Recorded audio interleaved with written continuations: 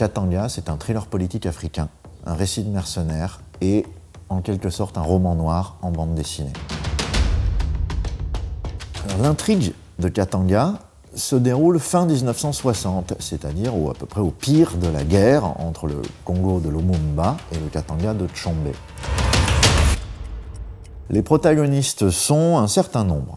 En premier lieu, un conseiller spécial du ministère de l'Intérieur, c'est-à-dire une ignoble barbouze criminelle qui vient de France, le dénommé Orsini. Cet homme a sous ses ordres une meute de mercenaires, les affreux. Ces mercenaires sont un ramassis de soudards, d'anciens soldats, de criminels purs et simples, absolument et totalement sans foi ni loi, ou, comble de l'absurdité, d'anciens résistants côtoient d'anciens nazis.